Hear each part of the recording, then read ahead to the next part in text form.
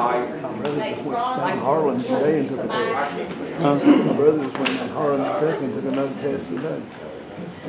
This next session is called Quality of Life. You know, for years and years, our goal at Stone Mountain Health Services has been to give the miner a better quality of life and to empower that coal miner and their families.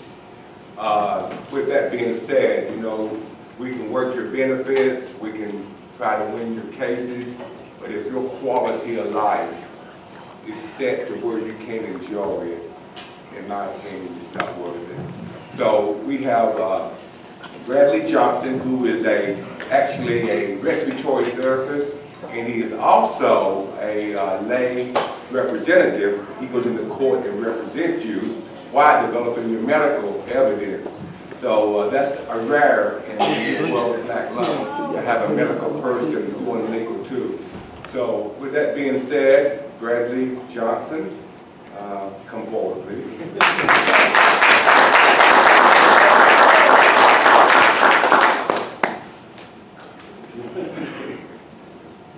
Hello, everybody. Hello. As you know, this is being recorded, so a lot of this stuff you've already heard today. So we're going to kind of go through some of it kind of quick, and then we'll get to the more stuff we're going to focus on towards the end. Okay? Just kind of give you an idea who I am. As Ron said, Brad Johnson. I work at the Van Zandt, Virginia office for Stone Mountain Health Services. Respiratory therapist, lay representative. So kind of I get a aspect to both sides of it, so to speak.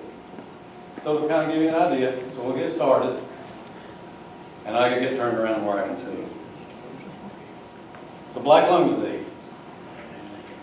Black lung disease is a type of pneumoconiosis. It is more commonly called coworkers pneumoconiosis. Black lung disease is caused from the inhalation of the coal dust, and it turns the lungs black instead of that pink, tannish look.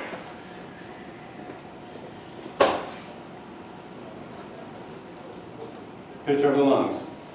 Everybody kind of see that? Can you see the different names of the parts of the lungs? So kind of use your imagination just a minute. Turn that picture upside down. What does that look like? What does your lungs look like? Anybody have an idea? Like a tree. The parts of the lungs get their name from a Greek origin for tree. So you got the trachea, which is the trunk, the bronchi, which is the bigger branches, and the bronchioles, which come out into the smaller branches, and the alveoli, or the leaves on a tree. And of course, this is the diaphragm, the big muscle that works the lungs. So we'll talk about that a little bit more detail later on. Does that kind of make sense? And of course, you get into the smaller branches and the air sacs. And of course, in all these branches and air sacs, you have mucus cells. And they produce mucus, and they have little tiny hair-like things in them that move that mucus back and forth. So your lungs are designed to catch whatever particles come in there, coal dust, whatever, and the mucus pushes it out, so you can cough it out. And of course, in those air sacs, that's where you get that gas exchange. Your body filters out the carbon dioxide, the old used air, and puts fresh oxygen back into your lungs. That all happens in the air sacs.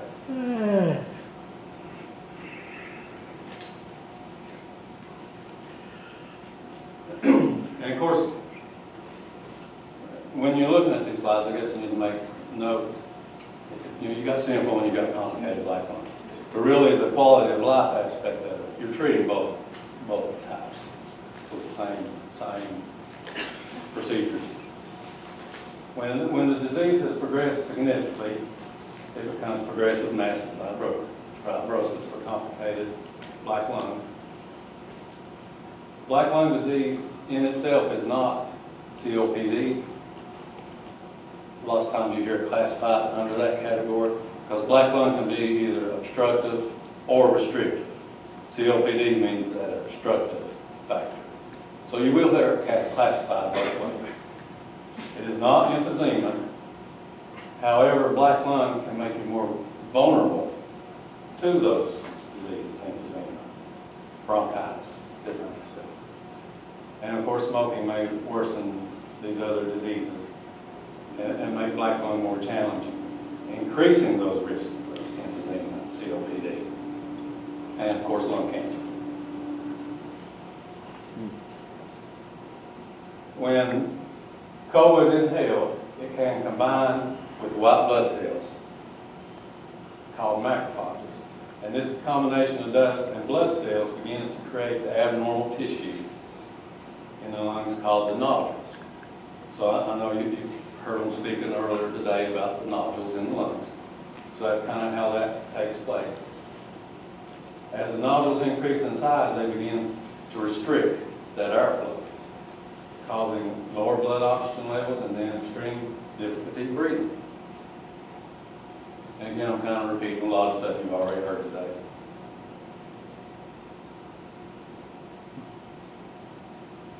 Continued exposure to coal dust means more nodules will form,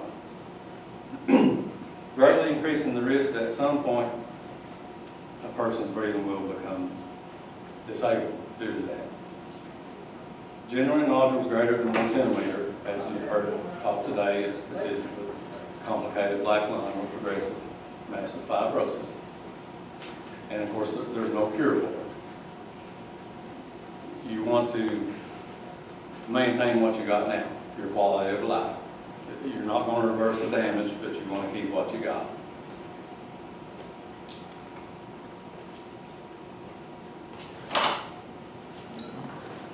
And again, as we spoke earlier, not all people will progress to the POMF complicated, especially if their dust exposure has ceased, they're no longer working, or if they can maintain that healthy living, exercise, and keep it down. In general, you know, you've heard people say that it takes at least 10 years of coal mine exposure to develop black lung disease. That's kind of throws some people off. You can develop black lung with less than 10 years. What that kind of refers to, one of the laws, one of the regulations, if you prove the existence of pneumoconiosis and at least 10 years of coal mine employment, it's presumed that that pneumoconiosis comes from the mines. If it's less than 10 years, then you have the burden of proof. And of course, as Bethel talked earlier, with complicated black lung, those years don't factor into that equation. It's an irrebuttable presumption of total disability due to complicated black lung. But in general, you hear a lot of people say that at least 10 years it takes to develop black lung. Coworkers pneumoconiosis.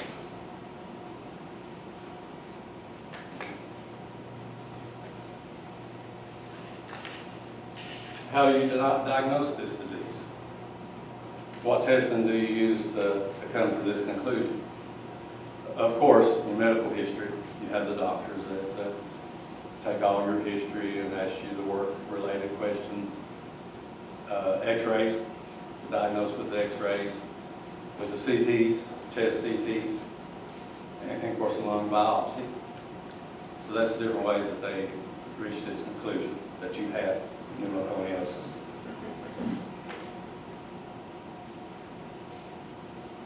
With that conclusion of pneumoconiosis, of course, you have the breathing problems, the difficulties. We all know the shortness of breath, the coughing up stuff. Sometimes you don't cough it up, sometimes you do. The dizzy-headedness, the weak muscles. You guys all experience this stuff. But how do you go about reaching that diagnosis of the disability? The pulmonary function studies, of course, the arterial blood gas studies, if they can link something back to your heart, Pulmonary function studies. How many guys in here have done one of those breathing tests? You kind of know what that test means? What you're looking at on that test? This is a big part of it. This is what they call a flow volume loop.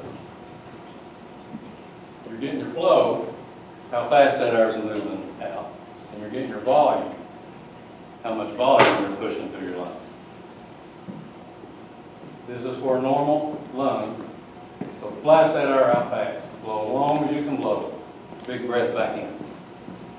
When you start getting into that obstruction factor, the disability aspect of it, you'll blast that air out fast, and then you start coming out slower than it should be. Your lungs lose that ability to push that air out like it should. So when you're doing this test, this is what we're measuring, how fast that air is moving. When it gets real severe, you'll drop right here, and then you'll get a big dip in that loop. This is one thing why it's so important when you're doing that test, and the ones doing the test for you, you'll kind of coach you along that. Blow, blow, blow, blow, blow, blow, blow as long as you can blow. Get that air out. You have to blow as long as you can before you'll start seeing that curve on that test. So they're doing that for a reason, to help you get that, to see that. Earlier we was talking pneumoconiosis could be either an obstruction or a restriction. Of course, obstruction, you're getting that curve look. You still keep the volume, but you can't push the air out fast. Restriction, you'll drop off and you won't get the volume. So it could be either way. Do they rate that on from 1 to 100? How's that rated? On how do you mean? On breathing. I know the last two I took, he said I did like a 50. Okay, so this way, your volume would be 100. Yeah, okay. The forced vital capacity. Mm-hmm. That FEV1, when you blast hard. Yeah. Now what you're doing on that, you're measuring how much air comes out in the first second of that breath. So I can't tell you on this one what this one is, but that's probably what the 50 was. Yeah. They were talking about on yours.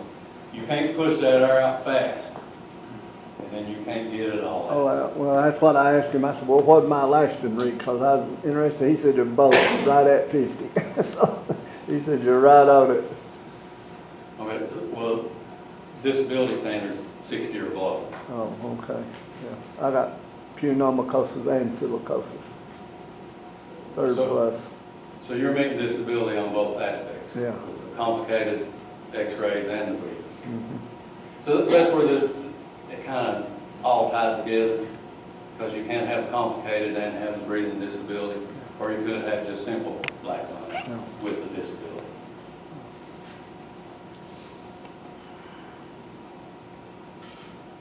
And you've done seen a lot of these pictures today, so we'll just kind of go through those.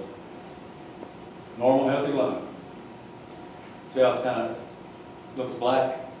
A good way that I like to think of that, and this is not the scientific way of saying it, but when they take that picture, that X-ray machine, it shoots that light.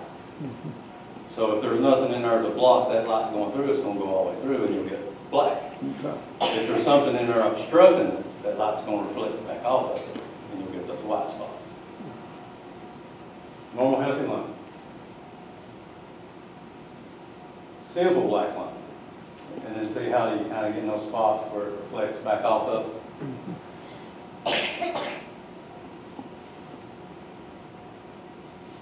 And of course, complicated black lung. Mine was just both parts of the lung last year, and I had another X-ray this year, and it's coming right on down. It's progressing.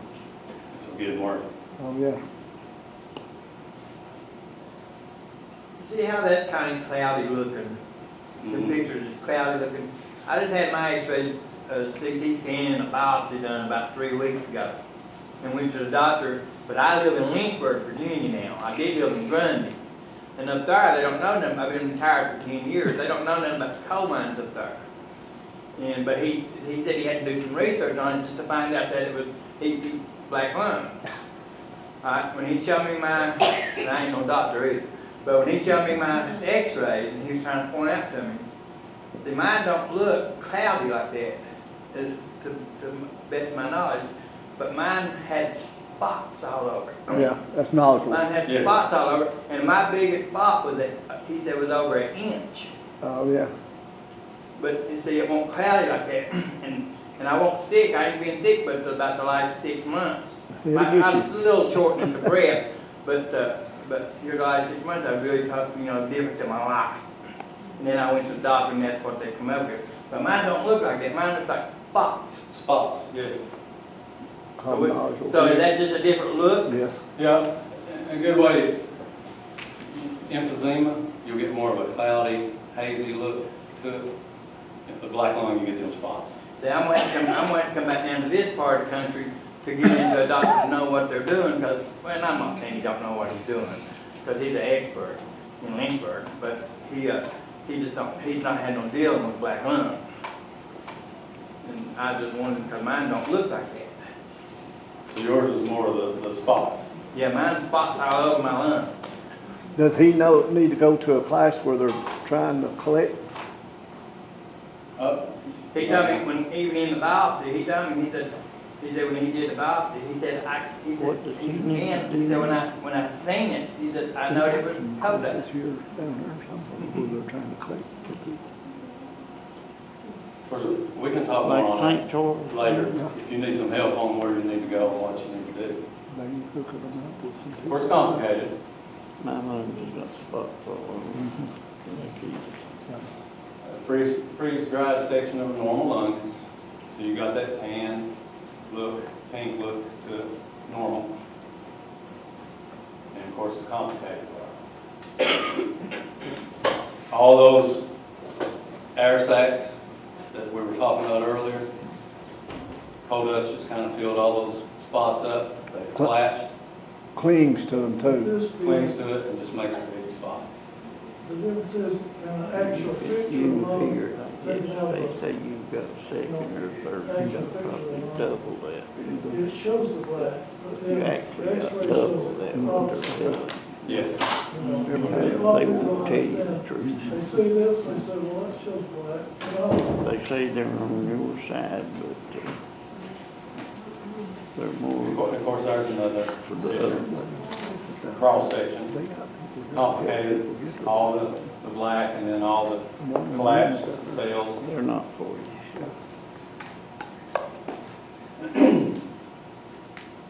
So in its early stages, people affected with black lung live quite normal lives.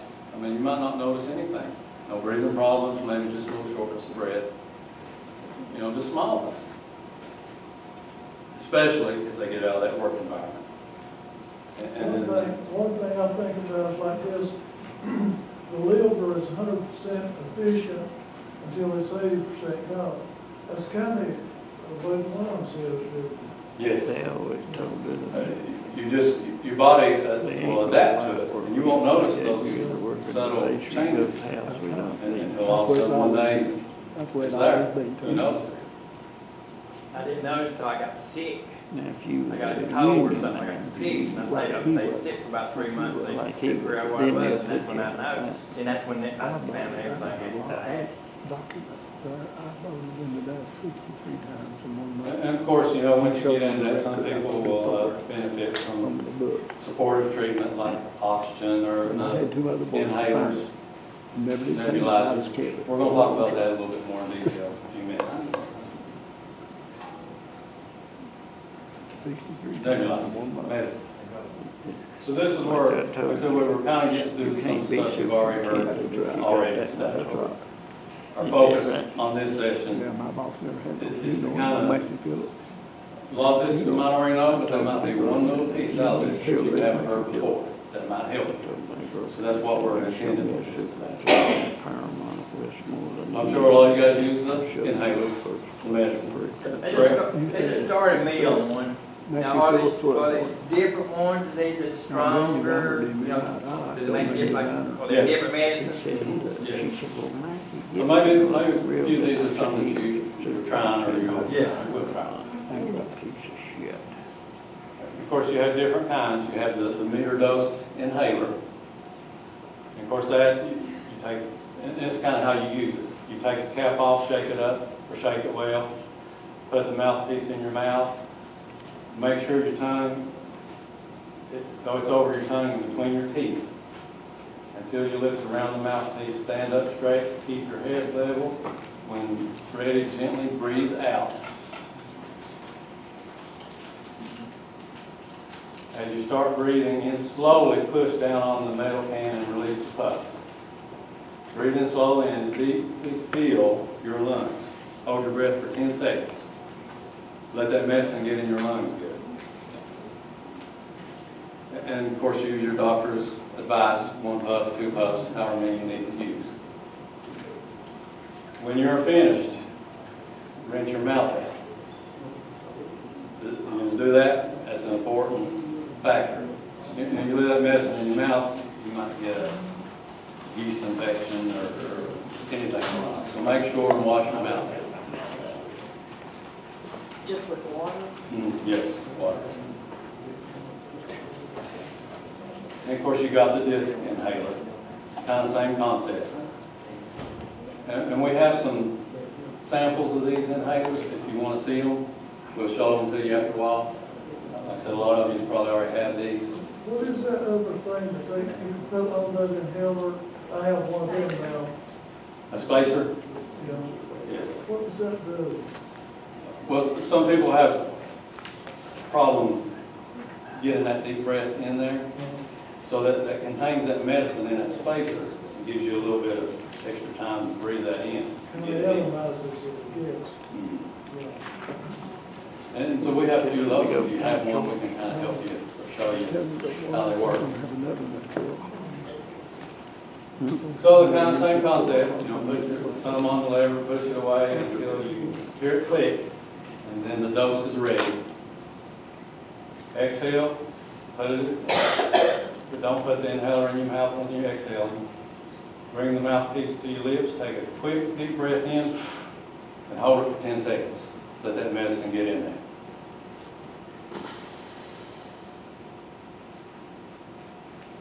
And of course, close the inhaler. And go through the steps, rinse your mouth. That's a key factor.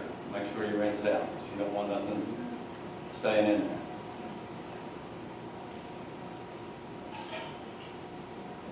And then how to use the inhaler, the handy held inhaler.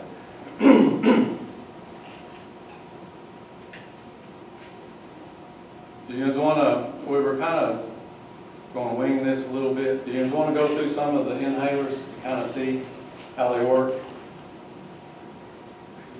Does anybody specifically need to see one?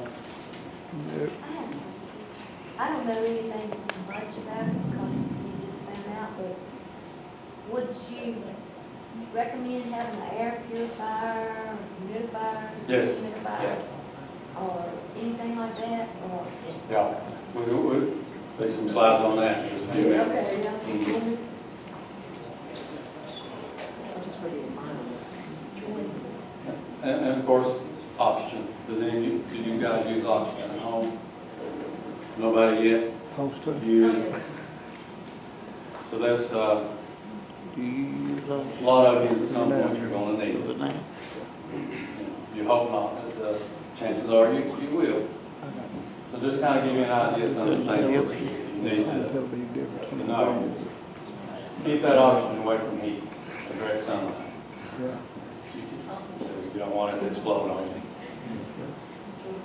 Keep your cylinder secure. Do not smoke in the room where the oxygen is stored, and do not increase the liter flow unless your doctor prescribes it. Yeah, this guy got burned up here not long ago, retired coal miner in a wheelchair, his cell phone set his oxygen on fire. Cell phone? Charger from the cell phone, burned him up, killed him. We're still using petroleum products around your nose. That'll help potentially start a fire, combustion aspect. No use under any open flame. Most girls still turn people. When you're using this oxygen, start noticing any problems with it. So what kind of problems would you expect to notice with oxygen? Or just in general, certain things you might need to contact your medical provider. If you're having, of course, difficulty breathing, irregular heartbeat, slow breathing, feel restless or anxious, have a headache. Sometimes it'll give you a headache. I think you're in that old black mind's working every day, you don't pay nothing no attention, you just go right on. It's a way of life.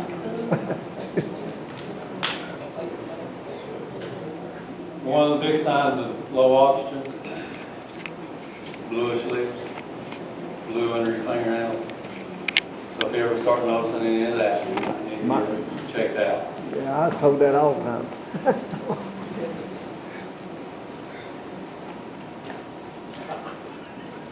Preventing a respiratory infection. Of course, you know you're dealing with the breathing problems now, the pneumoconiosis. Biggest goal, you want to prevent anything coming up. Make sure you get that flu shot. Did I do a flu shot in here? Yeah. A lot of guys say, I don't want to get the flu shot because it'll make me get the flu. That's not true. No. If you're going to get it, you're going to get it. That's But if right. you've got the flu shot, it might help you get over it quicker and easier. So get that flu shot. Ask your doctor about getting the pneumonia shot. The same concept. It might not keep you from getting it, but it might make the symptoms less and help you get over it quicker. You want it to keep you from getting it. You just need to do everything you can to make sure your lungs avoid, different things you smell, paint or whatever, Yes. Take care of what you got. Keep it where you got it. Okay, now, 2 feet. They come in there in hospital. Well, that pneumonia shot, how, Just sitting there. Well, depending on your medical doctors, And they're still trying to get advice. Most of them will say every 3 to 5 years, usually 5 years, And you got it for 10 years. for it. until you reach a certain age. Complicated. And then they don't want you to take it anymore after well, they, that, I'm getting full. that. I think most of them go with age 70. Live days without it. Most doctors, that's between you and your doctors on what they would advise you for that. Wasn't a minor, he wasn't a minor, 36 years. 36 years. Wash your hands. That big jump. We all know that. Third open door at Maple House. He said, Do the hand wash.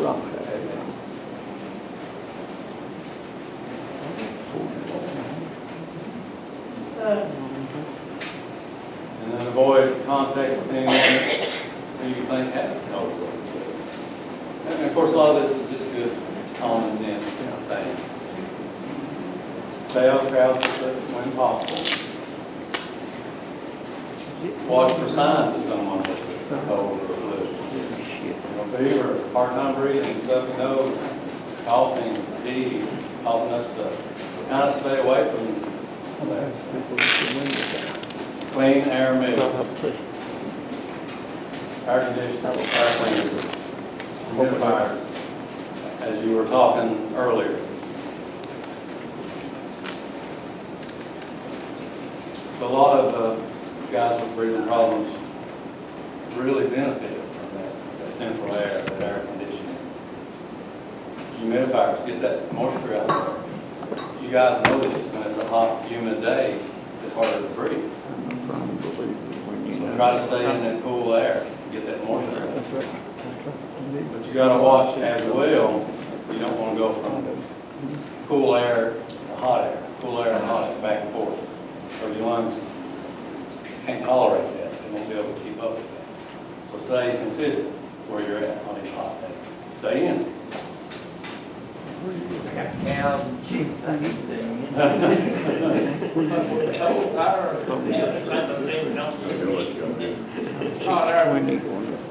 Different guys are different. Some that will, and some that won't. I know when it's hot, and take my big, in the winter time, when it gets cold out, or it gets down, and it's just bad way then.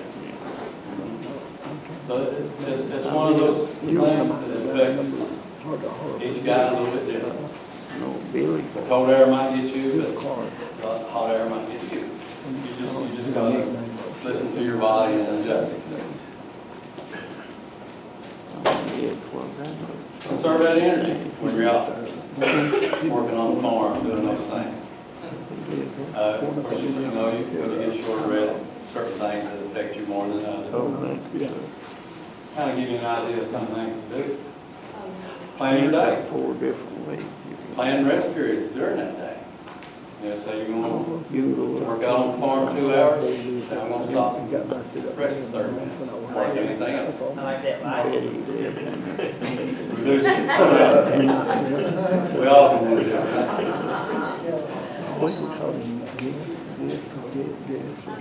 Keep items you use often at waist height. What's important about that? A lot of guys, and you all know this, when you're reaching above, trying to reach something, does it make it harder to breathe? Oh, yeah.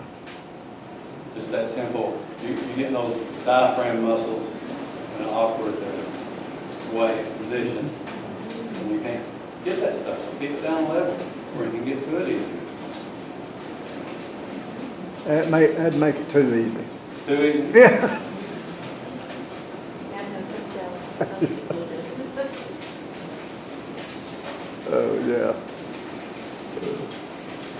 And of course, when to call your medical providers when you're having problems, when you're experiencing more shortness of breath than normal, having trouble breathing or wheezing more than normal, coughing, or are you starting to cough up something that you normally don't? Is it normally clear and all of a sudden you're coughing up green or brown, a different color? Increasing that mucus, changing the color, swelling, your ankles swelling, your legs, your body's retaining that fluid, you're not getting rid of it. You might need to check in on them. Weight gain, that kind of goes a lot with fluid retention. And if you see a sudden dramatic increase in weight, heart palpitations, fast pulse, unusual dizziness, sleepiness, headaches, irritability, that kind of come and go.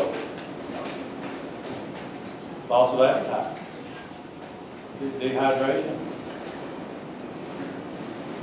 If you notice any of these things going on, you may need to see your doctor. Right, does it have to drink water, like increase your water intake to reduce any of these things, or does that Yes. not have any? It does. So it increased, and that's one of the slides a little bit later on, but what does that water do? It loosens up those secretions. Yeah. So if you're having problems getting that mucus out of your lungs already, it's just thick, you can't cough it out, you can't get rid of it, drink water. Lots of water, that'll loosen it up.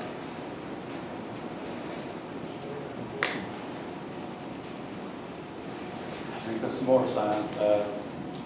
Fever over 100, morning headaches that you can't relieve with normal headache medicine, especially if you're using oxygen. Anybody smoke? If you haven't quit, make sure you quit. So if nobody smokes, we'll kind of go through this part kind of quick. So, but you might know somebody still smoking, so you can help them, maybe give them some suggestions on what to do. Set a target date. Say, I'm going to stop on this day, and work up to that. You know, allow yourself some time. You know, say, a month from now, I'm gonna stop it. So start cutting back, and when we get to that point, Nicotine. we're ready. Nicotine. You know, it ain't nicotine, it's the dope. Prepare for that target. Huh? Change your routine. You start doing things a little bit different. Maybe you're used to getting up in the morning, having that cup of coffee, and smoking a cigarette. They put in. Change it. Get up and do something different. Make a list of reasons why you want to. It might be for your family, for you, of course, for your health. But make reasons on why you want to get it. Throw away ashtrays, lighters. Get rid of that temptation. Get it out of there. Talk to your medical provider and ask for help. You know, there's many avenues and resources out there for people to provide help to quit smoking. So ask for help, please. They done that swamp. Donald Trump cleaned the swamp out. Of course, talk to your family. If they was to clean the filth and dirt out black one.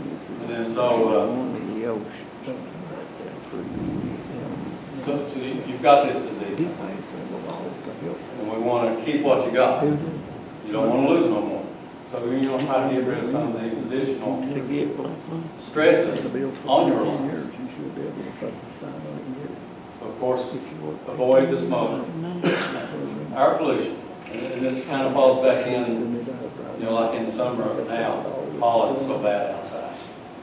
Kind of stay in that part of the day, in that air conditioning. Stay out of there. Pollen, that pollution, dust, pets. A lot of guys, you know, pets, the dander off the pets will bother them. Giving out information on. Try to avoid some of that if you can. Aerosol sprays, chemicals, perfumes, gasoline fumes. Of course, that's kind of hard, you know, pumping gas. You're going to smell those fumes. Kind of maybe keep you a handkerchief or something close where you can kind of cover your face so you're not breathing in all those fumes. Smoke in a fireplace. A lot of people now don't use fireplaces, but you still, some do. And so maybe think of alternative heating solutions, things to use. And of course, control that air temperature, that humidity. Stay inside when it's really humid and hot. Black one, secondary to the drugs they took. That's right. Yeah, every bit of it. What are some different complications of black lung? What are some of the things that you've noticed or testing you've had done, different things to test for? Yeah. Of course, we all know the breathing test, the blood gas. On a breathing test, let me ask you something. I'm just sitting right here in this seat. If I sit here for, say I sit here 15, 20 minutes, and you take me over and you give me a breathing test. But if I do that breathing test right there, I know about how I am, the man I am. If I do that breathing test after I sit and I walk over and I sit down and I do the breathing test, then I'm going to do good on it. And if I walk from here to that car out there and I walk back here, it's going to take me a while before I can probably even do the test. Yeah, but that kind of comes back. So when they give you a test, when they bring you into a doctor's office and they give you that test, they said, you know, sit here and do this test. Are they really, really getting a good, accurate reading on your lungs? Not on that part, but when you do that exercise part, like if you do the part labor thing, have you done that? So they're going to do that breathing test on you, then they're going to exercise you on a treadmill, bicycle, whatever. And they would. And they're going to get that breathing up there. And they ain't supposed to take that gas test unless you're working. I was wondering about that because I did a little bit of test there, he's checking my lungs and stuff. But not, I just did the test, and you got pretty good lungs. But if I would've gotten a while, just do these and come back and did that test, I know that it wouldn't have been that way. So that's when the part labor thing. Brother, they don't want Yeah. to get so It wouldn't matter if Anybody you my walk a brother mile or said 10 feet, your lungs can only hold so much anyway. That's measuring your lung capacity. It's your volume in your lungs. I may have 100% capacity, you may have 30, but that's all that our lungs can hold. Yeah. And that's what that PFT measures, is the capacity of air That you're holding in your lungs. hold. Yes. So basically, So if because you're they're walking to recorded, the so car back, basically, you're getting out of breath because of your ability to diffuse oxygen from your lungs to your bloodstream. That has nothing to do with the breathing test of what you're able to blow out. Blow out and get in, yeah. so, because we're taping this, so she's kind of saying, Right. there's two different ways to measure that disability. You know, the breathing test, if it's below that disability standard, 60 or below, but the blood gas is measuring that oxygen transfer. Yeah. You know, we were talking earlier about the air sacs, the oxygen coming from the air sacs. Yeah. How much is coming in and out? So that blood gas is measuring how well those lungs are transferring that oxygen. Because that's what he told me, he was gonna try to work different medicines with me to expand my bronchial tubes or something. Yeah. I think that's what he told me. Yeah. Really, you need to get signed up on your black lung. Another Get topic we fixed see after. sometimes, core pulmonale. Have you guys ever heard of that before? Huh? Core pulmonale? Uh-huh. Basically, right side of the heart pumps the lungs, gets oxygen. You got something going on in your lungs, that right side of the heart's going to pump harder Yes. to get that oxygen. So you'll start getting right side enlargement or that high pressure from that big artery from the heart to the lungs. Core pulmonale, if you ever see that word. That's not good. They The work heart's together. overworking. That's right. But that's another qualifying factor on the black lung case. Can black lung lead to a heart attack? In a sense. Yeah. Yes, Yes. because it's increased pressure, I could walk. especially, like I said, on that right side. It's getting enlarged, getting high pressure Huh? Don't inside. take a pace. Do it at a pace. Not run. Right. And this kind of tells you a little bit more about that core pulmonale, or right-sided congestive heart They say failure. I can breathe too. Right side of the heart, you know, it pumps long-term blood pressure. If that pressure is high over a long period of time, it will cause that increased pressure and enlarged heart. Does that have anything to do with your blood pressure? It- The question was, did it have anything to do with the blood pressure? Yes, it could. Because I Not essentially, but you know, it's going to have a high pressure in that heart. It's what they call pulmonary hypertension. Yes, pulmonary hypertension. Well, I developed high blood pressure, say, 5 years ago, and I've never had any problems, but it seems that as time goes on, I end up taking more medicine. But my black lung is progressing too, and I wondered if it could have a factor. The question is, if it had any factor? Yes, it could. Of course, you've got to correlate that with your doctor. Right. That's what mine is all the time. But it could have to be a factor in. I'm sugar. Do you have sugar? Oh, all right. We were talking earlier, COPD. You know, how black lung can be obstructive or restrictive. What does COPD stand for? Chronic obstructive pulmonary disease. Chronic, meaning long-term, you've dealt with this for a while. Obstructive refers to the blockage of the airways. You can't push that air out fast. You got the volume, but you can't get it out. And then, of course, pulmonary, the lungs.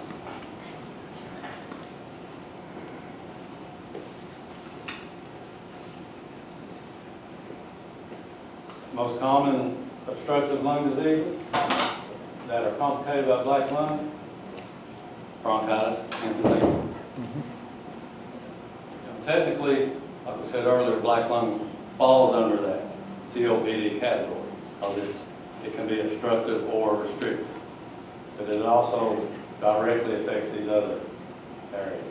Bronchitis, that coughing, trying to get that mucus out of there. Emphysema, the collapse of those air sacs. Emphysema, kind of think of it like a balloon. You air fill your lungs up. You blow that balloon up. You let that air out of that balloon, it comes out fast. If that balloon's been blown up for a while, it loses that elasticity, so that air comes out slower. That's kind of what you're looking at. You can't push that air out fast.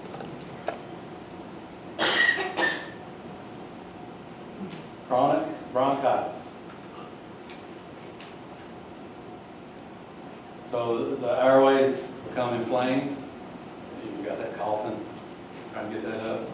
They become inflamed, red, swollen.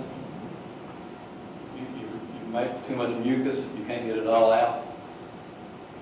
Of course, it can be brought on by many factors: cigarette smoke, air pollution, allergens, the pollen in the air.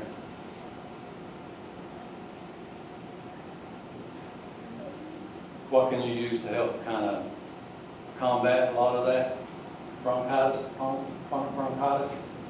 Antibiotics. We can get rid of some of the infections. Avoid those irritants. Drink lots of fluid, especially water. And as we talked earlier, what does that water do? It thins that mucus and lets you get it out a little bit easier. Use your medicines as prescribed. Your doctors order it for a reason, so use it when you need it. Again, emphysema. What does emphysema do? It destroys those air sacs. The alveoli that we talked about earlier, it just causes them to collapse. They lose that elasticity.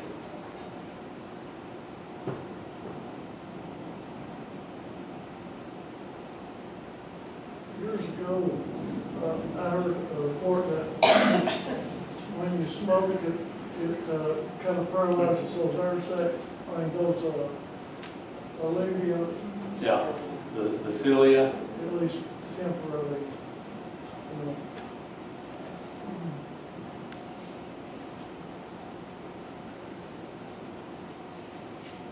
So what happens with emphysema?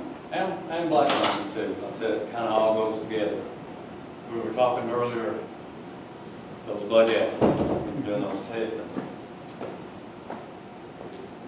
Those air sacs, the alveoli, they lose that ability to transfer that oxygen. Get that fresh oxygen in and get rid of that old carbon dioxide. It takes, like I said, when you lose that elasticity, so it takes more pressure to get that air out.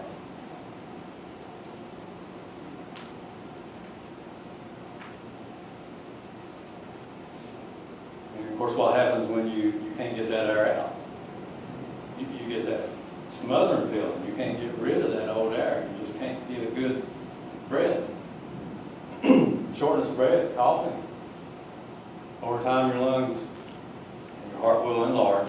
And over time, your lungs, you might get that barrel rounded shape of your lungs. They're not working.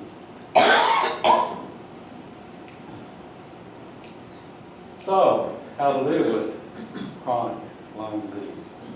This is kind of where we wanted to focus on more than anything with this. Kind of give you a few ideas of things that'll help you at home. When you're feeling that shortness of breath. When you can't breathe, what do? Any of you guys have any certain way you deal with that? Yeah, sit and breathe through your nose and calm down. So sit and breathe through your nose. Or a certain way you sit? First way to breathe. Sit up a little bit. Sit up straight. I've noticed when I lay down, I can't breathe near as good as I do when I sit up. So sitting up. Yeah, man.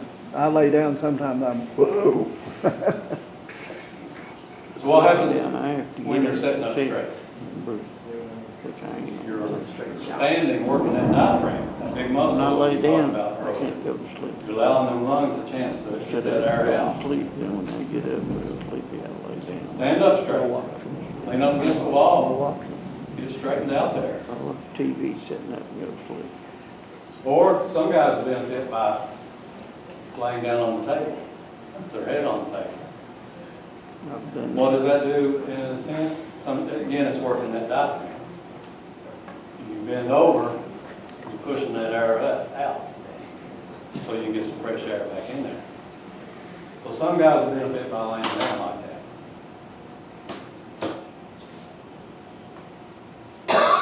And of course, the pursed lip breathing, as you were talking a minute ago.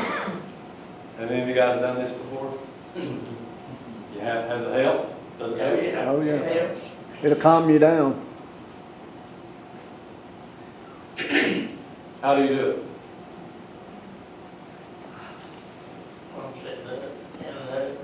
When you're sitting up or standing up, so what do you do? Take a deep breath through your mouth. Breathe in through your nose 4 times and blow out through your mouth 4 times. Just purse lip like you're going to whistle. Do you count when you blow out? Here. How long do you count? Well, when I breathe in, I try to breathe in for about 4 seconds or 4 times. And then when you purse that, blow out twice, 2 times. The first lady to breathe in twice and blow out 4 times. And sometimes you stomach, if you stuck your stomach in, the diaphragm in, that'll help get all that old air out too. Yes. As we was talking earlier, your lungs lose that elasticity factor. So what does this do? When you do that pursed lip breathing, Fills it up. you're creating a back pressure in those lungs, in those air sacs. So it's allowing that old air a chance to get out instead of just blasting it out fast. Does that make sense? You're causing that back pressure that allows a chance to get it out. It helps me a lot to do that. For, you know, pucker your lips up and That pursed lip, blow it out. makes you blow harder, you know. That expands your lungs, I guess. Yes, like I said, it causes that pressure It feels good. because your lungs are collapsed, so it opens them up, and lets them stay open just for a few seconds, long enough to get that air out, and you get some fresh air back in. You know, he said a couple of times about staying calm. I think that's important to address as well, so that you don't. Yes, stay calm, because we'll get to that in just a minute. Okay. It's on here too. Sorry. That's all right.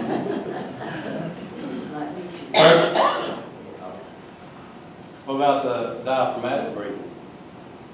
Any of you guys ever tried that?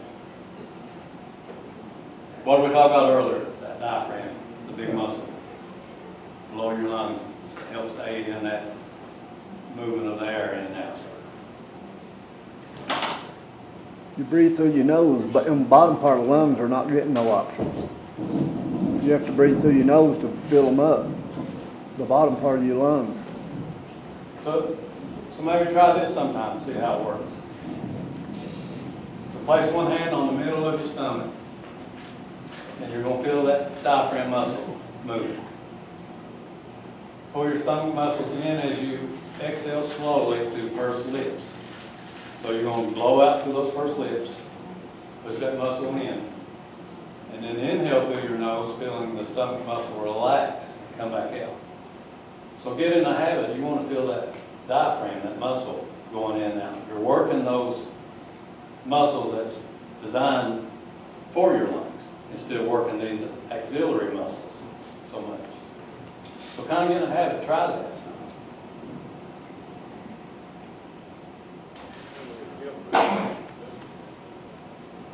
So when you're short of breath, you're wheezing. So try that pursed lip breathing. Of course, use your bronchodilators the way you're supposed to. And again, drink lots of fluids, water, to loosen up that mucus.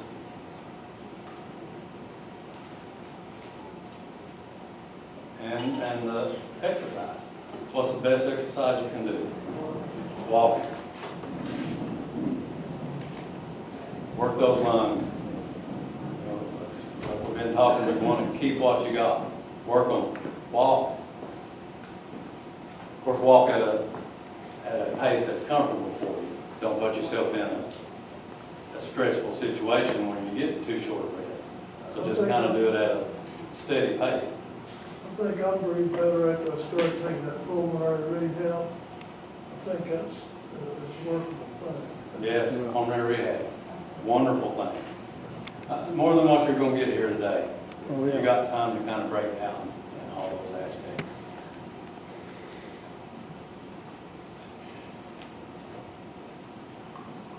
What's another way?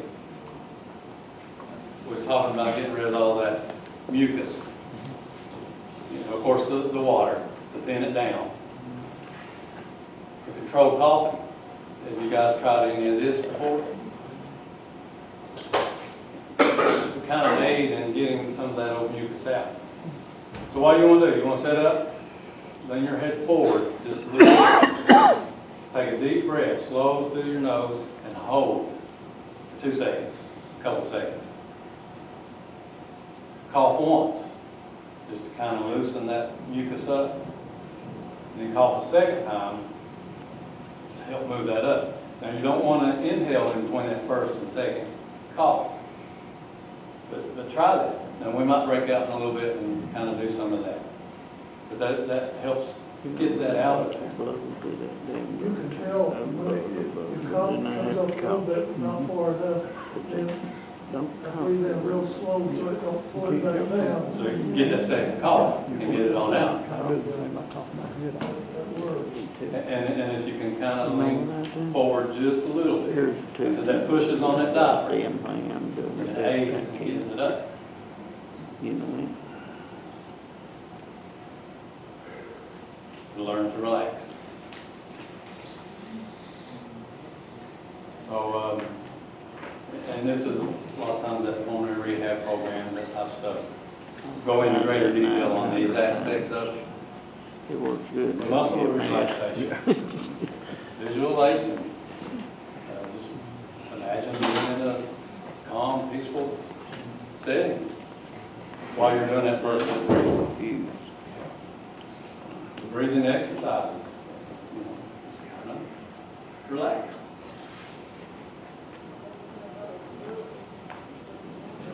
And of course, nutrition, weight control. Again, drink plenty of water, plenty of liquids. That is a major factor that helps loosen those secretions up. So when you're doing those coughs, you can get it out easier. Lots of water. Try to avoid caffeinated drinks. Of course, we talked earlier, increased heart rate, increased blood pressure, hypertension, pulmonary hypertension. Caffeinated drinks, they're going to cause it to go up even more. So avoid those caffeinated fluids, drinks.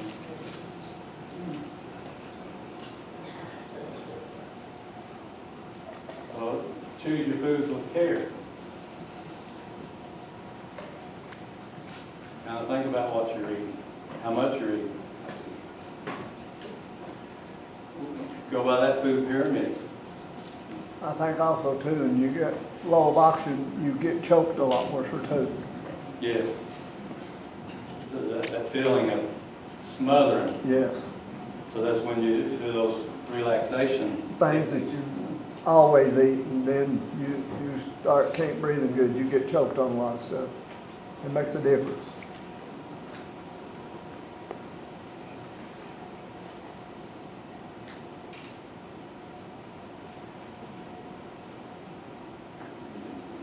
You may be set on a certain diet that you followed for years, but you might still be noticing you're losing weight. You might need to change that diet, start eating more calories.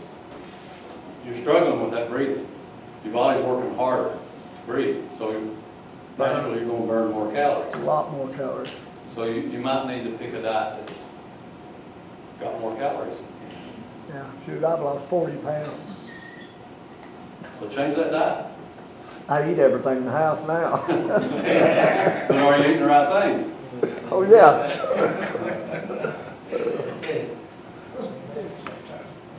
no, here. So avoid those things like sweets, desserts, carbonated drinks. Of course, we talked about the caffeinated drinks. What does carbonated drinks do? Same thing. If your body is already, we're talking about that gas exchange and air sacs, breathing in fresh oxygen and get rid of carbon dioxide. If you're drinking a lot of carbonated drinks or a lot of foods that are high in carbohydrates, your body's producing more carbon. Wait, So you're working more waste. that's right, And so you're working a lot harder to try to get rid of that that's right. carbon dioxide. Don't drink soda. Stay away from those carbonated drinks. It seems like a person that's, like, I've never been overweight, but, seems like it would help